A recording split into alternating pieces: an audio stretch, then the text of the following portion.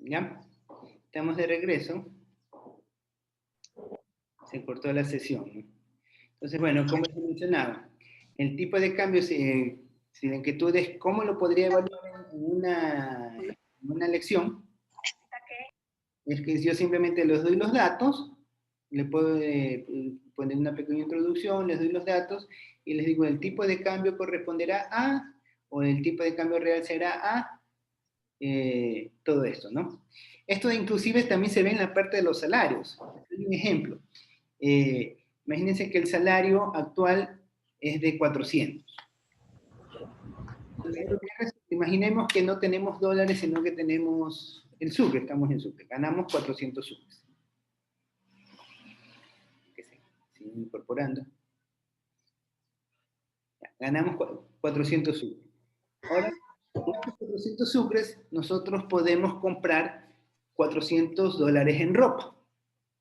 Y tenemos solamente necesidades de ropa, no tenemos otras necesidades, solamente queremos ropa. Necesitamos para vestirnos 400 dólares en ropa. Pero viene el gobierno y por política decide bajarle el valor a la moneda, hacer emisión de dinero, y con lo que hay emisión de dinero, ahí resulta de que comprar 400 dólares aquí se vuelve más costoso que comprar 400 dólares en el exterior. Entonces, resulta que con la emisión de dinero que ha habido por parte del gobierno, lo que va a ocurrir es que no podamos nosotros comprar, ya con los 400 sucres, no podemos comprar la misma cantidad de ropa en el exterior. Entonces, vamos a seguir ganando los mismos 400 sucres, pero en el exterior ya no nos vamos, para poder comprar la misma cantidad de ropa, vamos a necesitar más sucres por el nivel de conversión de la moneda. Estos son los efectos que también analizan los tipos de cambios nominales y reales, que es todo esto de aquí, ustedes lo van a ir aprendiendo en el transcurso de la carrera. ¿Ya? Continuamos.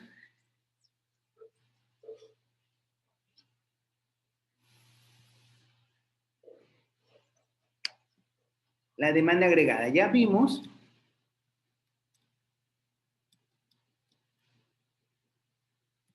¿ah?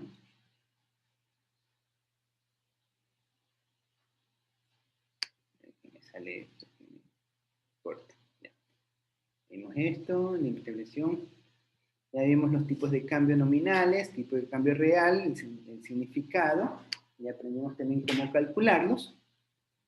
Veamos ahora la demanda agregada. Ya hemos conversado qué era la demanda agregada, ¿no? La demanda agregada, sabemos que es el resultado que se analiza la estructura de los precios con respecto a la cantidad de dinero que hay y determina la cantidad de bienes que nosotros podemos demandar. Pero a nivel agregado se corresponde la cantidad de demanda que puede hacer la economía de una nación. ¿Y cómo se mide esto? Dentro de la economía de una nación se lo mide a través del Producto Interno Bruto, que ya hemos venido nosotros aprendiendo, hemos aprendido cómo calcular el PIB, que es nada más que la demanda agregada. Entonces, para la demanda agregada, nosotros tenemos que sus componentes van a estar dados por un componente del consumo. Acuérdense que nosotros teníamos el consumo de las personas y el consumo del gobierno, por un lado, ¿no? Entonces tenemos el consumo más la inversión. Acuérdense también que la inversión es igual al ahorro, inversión Bruto. ahorro bruto, ¿sí? Aquí esto también nosotros ya aprendimos cómo calcular el consumo, la inversión. Teníamos el gasto del gobierno. Acuérdense que el gasto del gobierno son todas las compras que tenía el gobierno menos sus ventas, más todos los salarios que pagaba el gobierno, ¿no? Eso es el gasto público, todo esto es el gasto público, y las exportaciones netas. En las exportaciones netas nosotros tenemos el resultado de la diferencia de lo que exportamos. Recuerden que cuando estamos exportando, nosotros recibimos flujos de dinero. En cambio, cuando estamos importando, nosotros enviamos flujos de dinero. si tenemos una relación negativa, quiere decir que nosotros en las exportaciones netas, quiere decir que nosotros compramos más productos de los que vendemos al exterior. Entonces, todos estos elementos determinan la demanda agregada, ¿sí? Eso es la demanda agregada.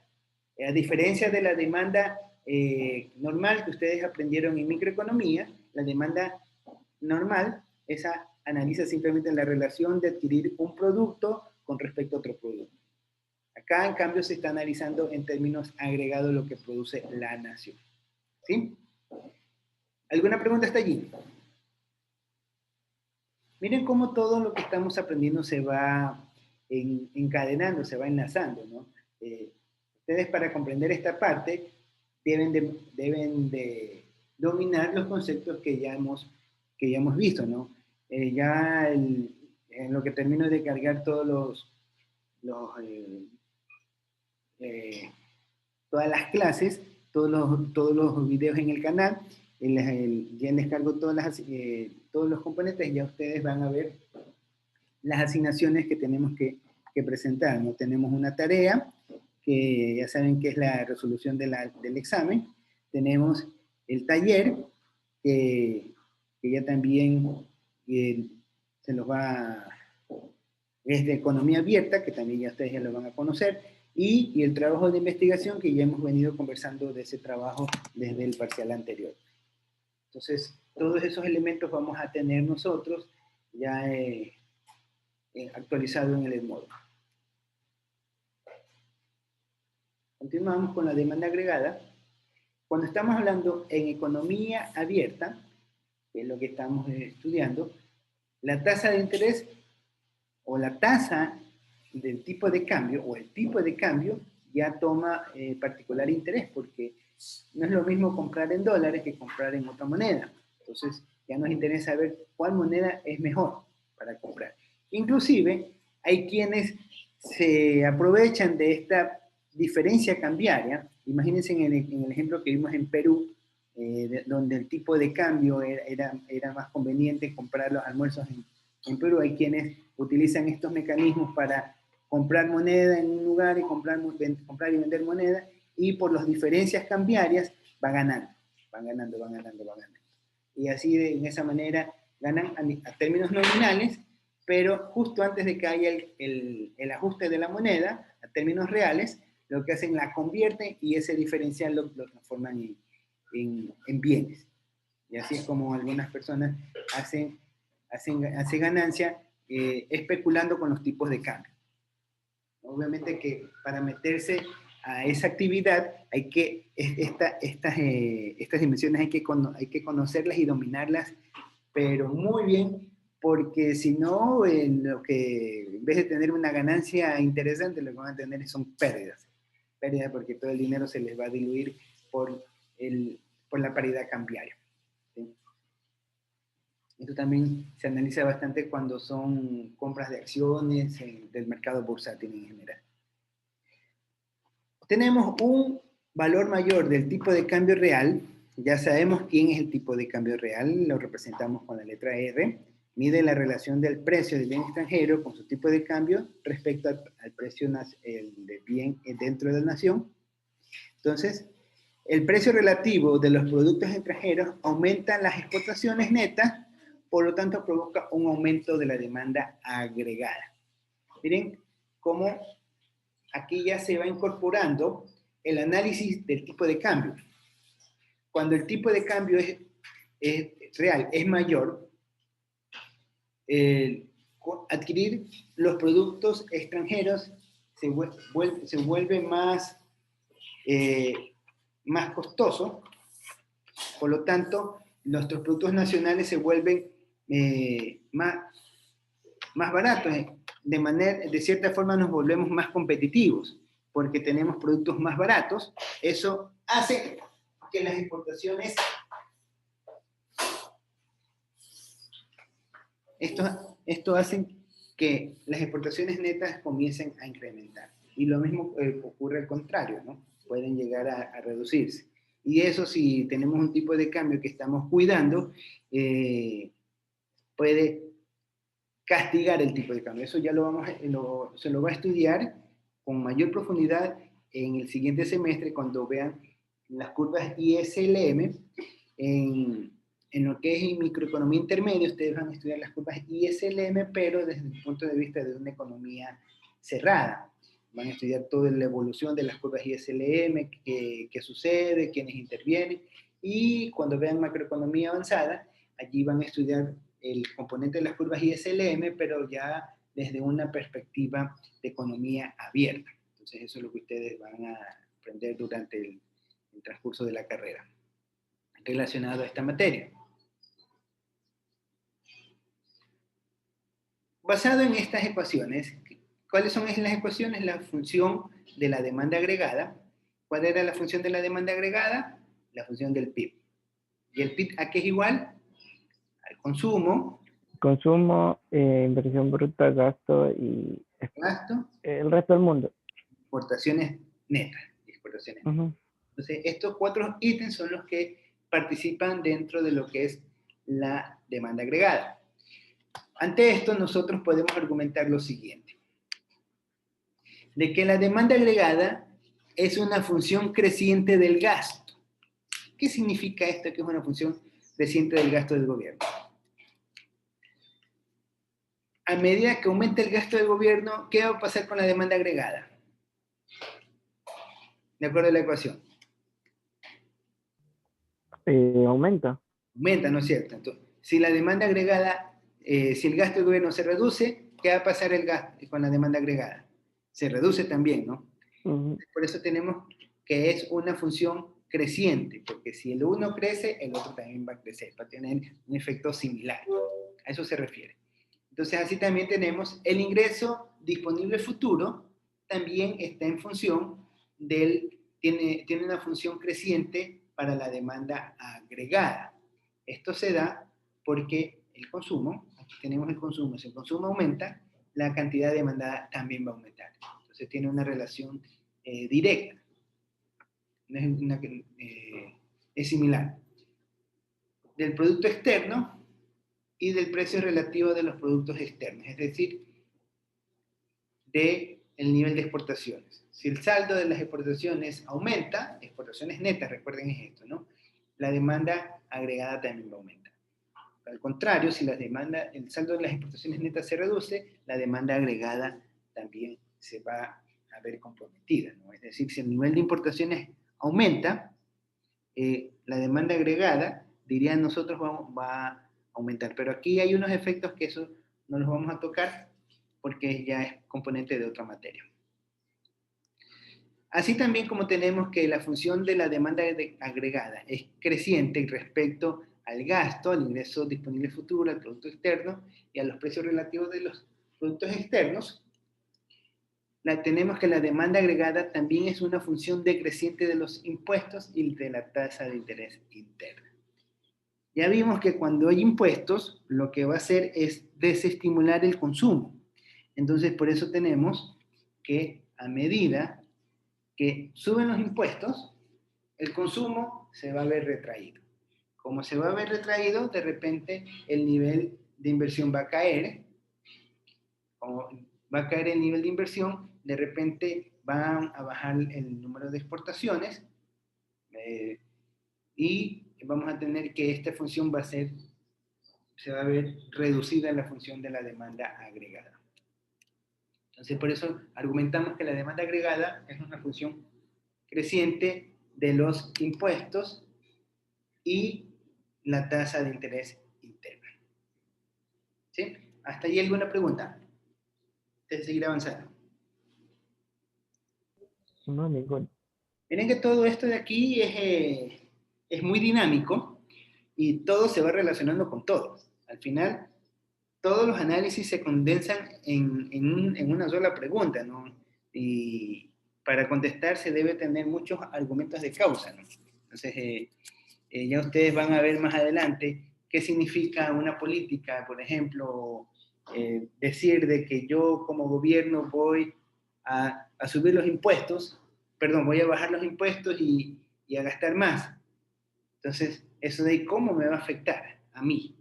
Entonces, bueno, Primero, si el gobierno va a gastar más, va a haber mayor cantidad de recursos, esos recursos me van a llegar a mí, si me van a llegar a mí, eso va a aumentar el gasto, va a aumentar la producción, ese consumo se va a destinar ese dónde, al consumo nacional o al consumo de bienes extranjeros. Si es al consumo de bienes extranjeros, no me conviene porque lo que va a hacer es que las cosas suban de precio y si suben de precio, voy a tener menos poder de compra. Y a la larga, el incremento del gasto, en vez de beneficiarme, me va a perjudicar. O puede darse en caso contrario, todo está en función del análisis de las variables que se analicen. Por eso es que es importante conocer a detalle estas relaciones que se presentan. Dentro de lo que son el impuesto, el gasto, las transferencias y la actividad económica, vamos a ver unas definiciones claves. Lo que es la producción pública. Entonces, alguien que me ayude con la lectura, por favor. La producción pública corresponde a las compras públicas para prestar servicios a la economía doméstica y empresas, incluyendo la defensa nacional, el hacer cumplir la legislación y los contratos privados, la protección policial y contra los incendios, la educación elemental y algunos niveles de educación superior, las autopistas, los parques, entre otros. Entonces, cuando nos referimos a la producción pública, nos estamos refiriendo a la inversión, ¿no? ¿Qué es lo que hace el gobierno o lo que es el gasto público? El gobierno, cuando hace producción pública, simplemente está desembolsando dinero para que hagan alguna obra. Si dicen, que el gobierno va a construir otro puente que una a Guayaquil con Durán, y que pase por la isla Punada para aumentar el turismo, qué sé yo, hace una obra en el cual para poder hacer esa obra necesita contratar arquitectos, necesita contratar ingenieros civiles, necesita contratar, qué sé yo, contadores, albañiles, electricistas, una serie de personas que necesita contratar, necesita comprar, qué sé yo, cemento, arena, fierro, metal, insumos en general, un poco de cosas. Entonces, todo eso son compras públicas, corresponde a la producción. Pero además de eso, el gobierno ofrece otro tipo de producción pública, como es el tema de la Policía Nacional. Ustedes pueden llamar al 911 tranquilamente y tienen alguna emergencia y les va a llegar ya sea una ambulancia, ya sea la policía, el cuerpo de bomberos, dependiendo a quién llamen, van a recibir un auxilio, ¿no? Entonces, y ustedes, por esa ayuda que están recibiendo por parte del gobierno, no es que les llega, por ejemplo, ustedes se están teniendo algún tipo de emergencia médica, llaman a la ambulancia, así sea después de unas horas, pero llega la ambulancia, pero llega, los atienden y le salvan la vida a la persona, ¿ya? Entonces, les salvaron la vida, la ambulancia se fue. Y por último, la ambulancia se fue llevando al herido y lo ponen en algún hospital público y quedó. Entonces, se sanó la persona y no pasó nada. Pero una vez que la persona sale del hospital, dan el acta, no es que le van a decir, mire, usted tiene que pagar tanto de factura. Es un servicio público que otorga el gobierno, ¿sí? Por medio de los centros de salud, por medio de las ambulancias del Ministerio de Salud Pública, en fin. Entonces, estos son producción pública. Entonces, el Estado realiza o presta estos servicios también de hacer cumplir la legislación. Ustedes tenemos aquí los tribunales de conciliación cuando de repente dos partes no se ponen de acuerdo sobre una deuda y dicen, bueno, antes de que ustedes se metan a estarse regalando la plata a los abogados, mejor pónganse de acuerdo y lleguen a un pacto para solucionar su diferencia. Entonces, ahí el Estado actúa de conciliador entre las partes. Y eso no tiene costo, es parte de la producción pública. Otro ejemplo. La producción pública quizás es igual decir que es el gasto público o no. Es que el gasto público se deriva de la producción pública. El gasto público se deriva de la producción pública. Por el tema de la legislación, para los impuestos. Eso el Estado lo va a hacer indistintamente de que si tenga o no tenga, porque si no, ¿cómo consigue el dinero? Los funcionarios que trabajan en el SRI, esas personitas que van a los negocios que no han facturado y les ponen un papelito que dice clausurado por 15 días, 7 días, dependiendo de tantos días, y no te dejan trabajar y si están que te amenazan que te van a meter preso si no pagas los impuestos. Entonces, para eso necesitas personas. Y para esas personas reciben una remuneración por su trabajo. Entonces, todo eso es parte de la producción pública. Otro ejemplo que tenemos es el caso de ustedes. Ustedes están estudiando en una universidad pública. Ustedes no pagan un valor, o si de repente pagan un valor, ha de ser muy representativo y se lo conoce como el valor de tasa. La tasa por reprobar materia, el que se queda de materia, tiene que pagar una tasa, que es un valor que existe un cálculo ahí, con el cual dicen, ustedes tienen que pagar de matrícula tanto y de pensión tanto, por haber reprobado la materia, o sea, pierden la gratuidad por haber perdido la materia. Entonces, y eso es una tasa que están cobrando, ¿no?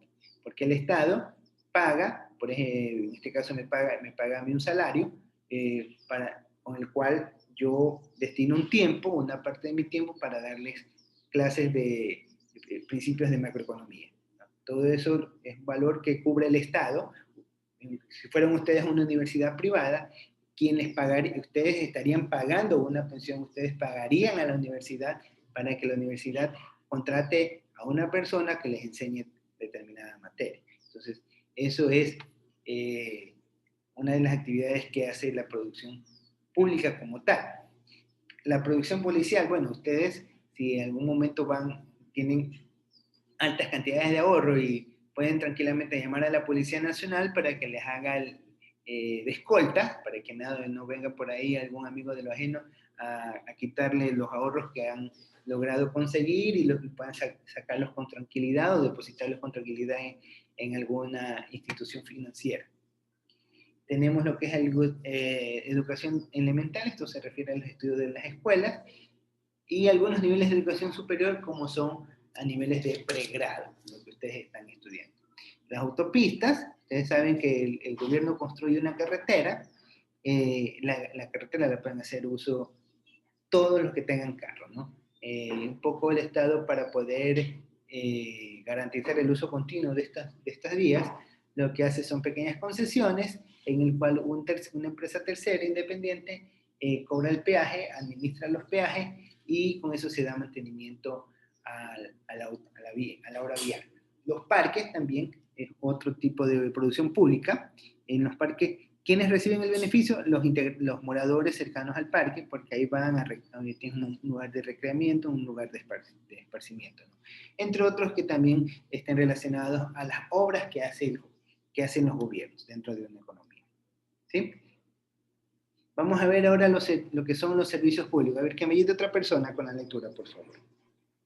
Los servicios públicos, el que genera utilidad a las economías domésticas, como los parques, la biblioteca, las becas, la asistencia sanitaria y los transportes, y pueden ser sustitutivos de consumo privado. Los que se consideran como un factor de la producción privada, como la elaboración y citación de leyes, la defensa nacional, los programas de investigación y desarrollo patrocinados por el gobierno, los servicios contra incendios y policiales, y algunas actividades de regulación, actividades de infraestructura y que pueden ser sustitutivos próximos del trabajo y del capital privado. Listo, gracias. Entonces, aquí, ¿qué tenemos? Lo que estábamos conversando hace un momento era la producción pública, lo que produce el Estado, ¿sí? Acá estamos hablando ya de los servicios públicos. Entonces, ¿cómo distinguimos el uno del otro? Que es lo que me estaba preguntando hace un momento Briones. Bueno, los servicios públicos es simplemente aquellos que van a generar una utilidad a las economías domésticas, en este caso a nosotros, las personas. Acuérdense que dentro de la economía teníamos 4 integrantes: los hogares, las empresas, el gobierno y el resto del mundo.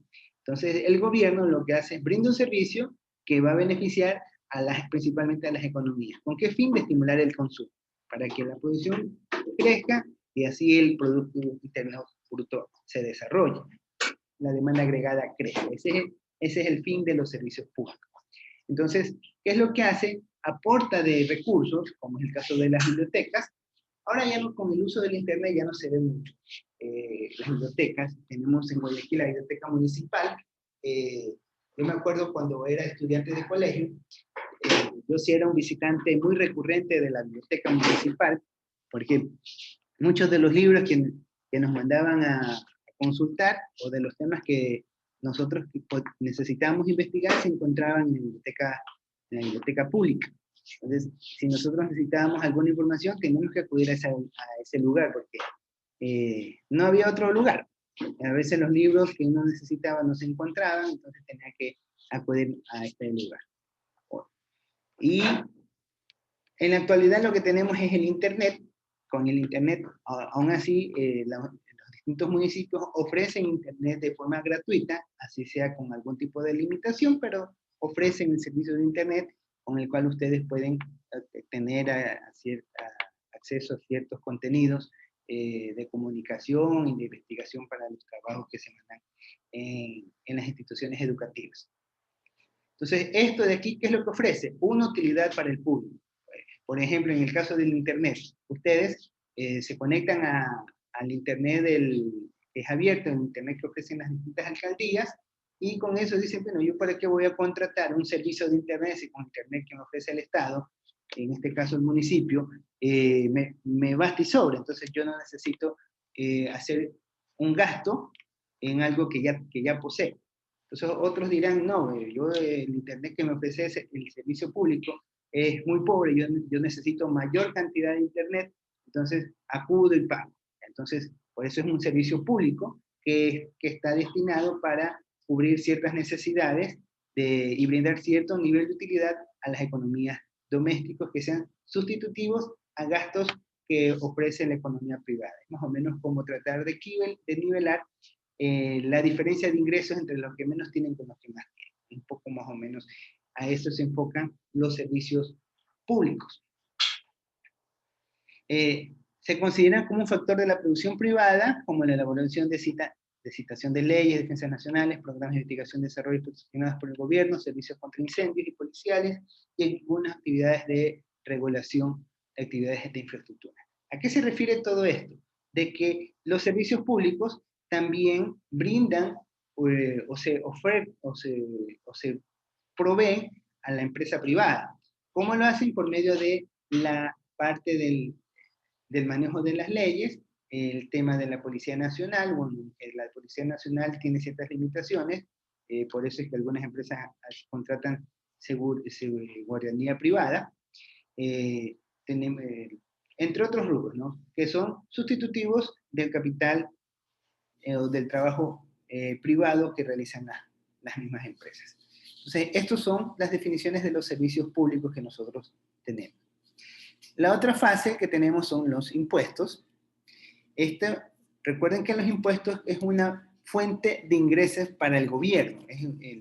Los impuestos es una parte muy importante de financiamiento para los gobiernos, en particular para el Estado. Antes de la pandemia, el presupuesto general de la nación, más del 50% estaba financiado por impuestos. Entonces, y el resto eran los ingresos petroleros. Entonces, lo que indica de que los impuestos son una fuente importante de ingresos para la nación. Por eso es que yo dudo mucho de que algún candidato de las propuestas diga voy a bajar los impuestos. Yo me derrío cuando me dicen eso, va a bajar los impuestos, y ¿cómo te vas a financiar para hacer lo que tienes que hacer? ¿De dónde vas a sacar la plata? Si el precio del petróleo está por los pisos y no hay pronóstico de que suba el precio del petróleo. ¿Por dónde?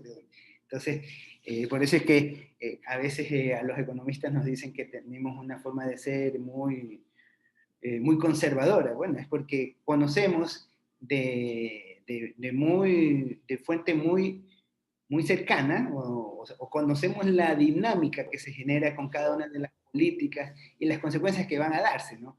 Entonces uno lo dice, no, yo mejor me abstengo de consumir ciertos recursos o de utilizar o me dispongo de cierta cantidad de ahorro. Entonces ahí vienen los distintos conceptos relacionados a la profesión, ¿no?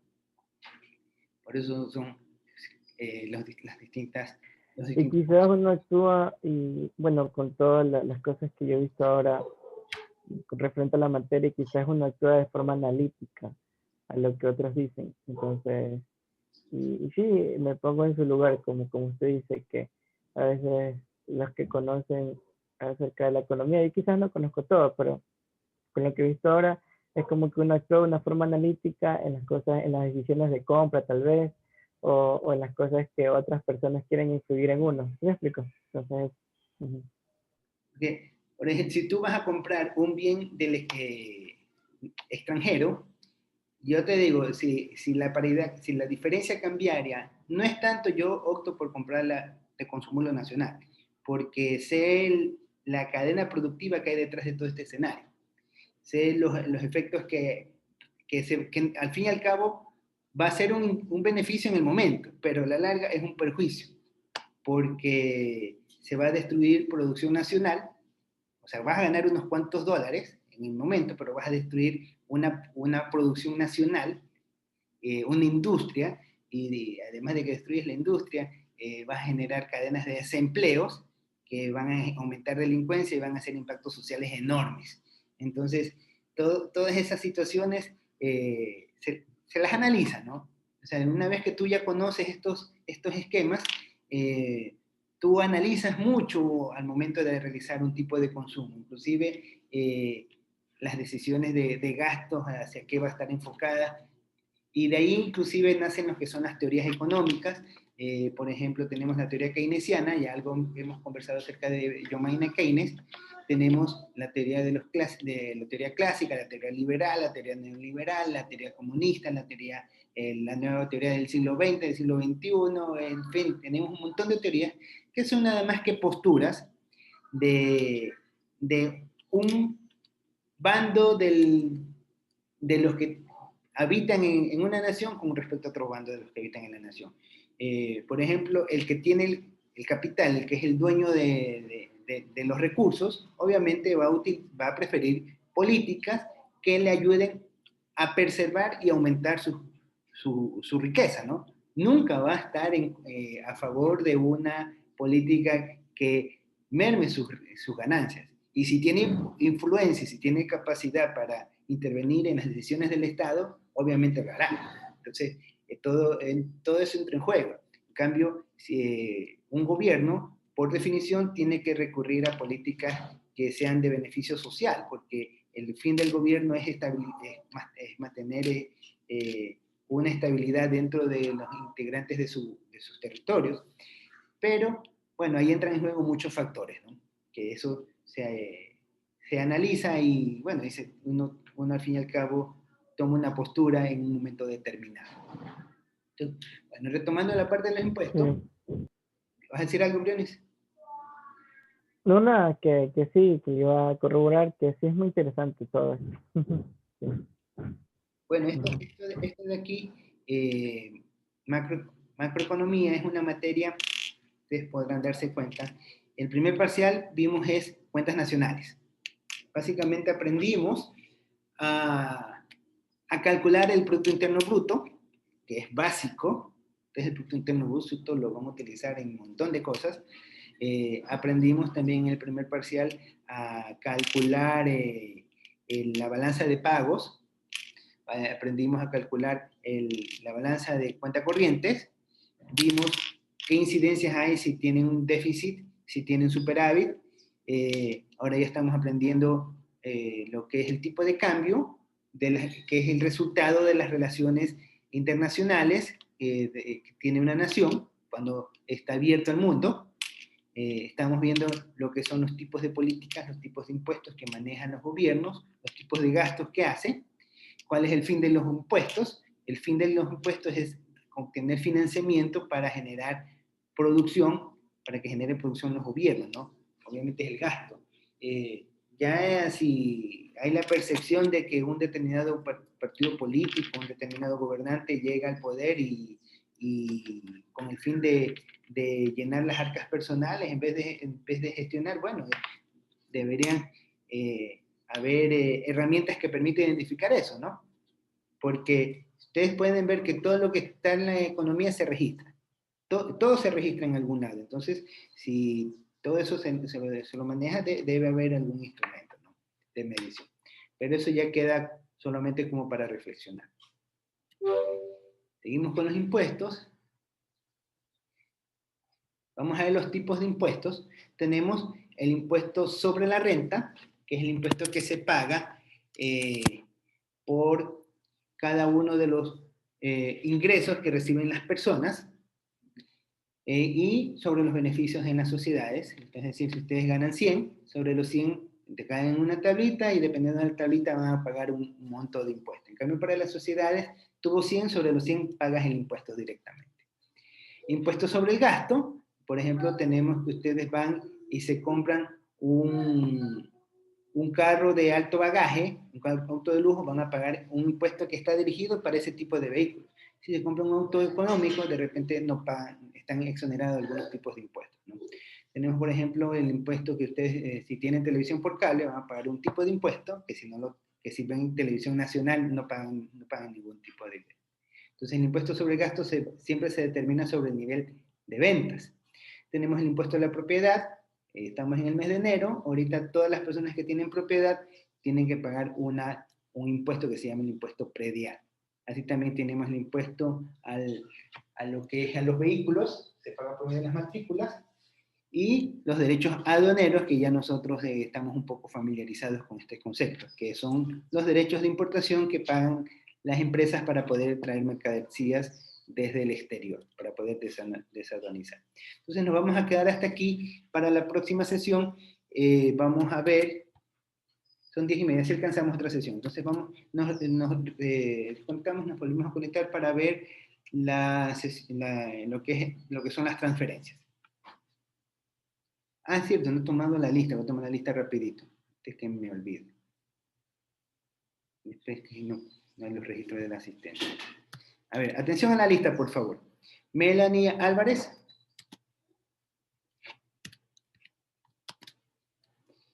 Jaime Alvario. Presente Álvarez, es que no podía encender el micrófono. Anderson Astudillo. Presente. Steven Briones. Presente. Diana Cali. Presente. Nicole Carranza. Presente.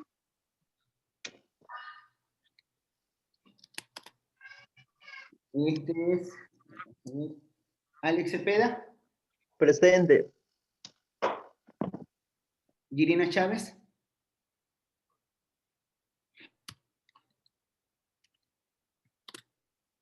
Vanessa Consuegra. Presente. Marlon Conza. Presente. Desiderio.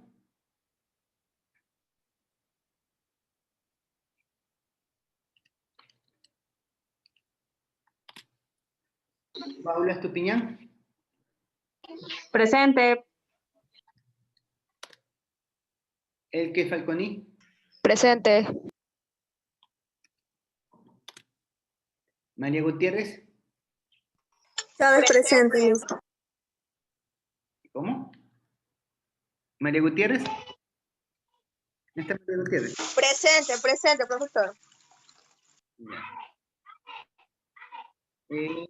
Nayeli José. Presente. Isabel Arriategui. Presente. Alison Lema. Presente. Joana Maiza. Presente. Luis Mejía. Presente. Jordan Molina. Presente. María Muñoz. Presente. Abraham Parrales. Presente. Álvaro Ramírez.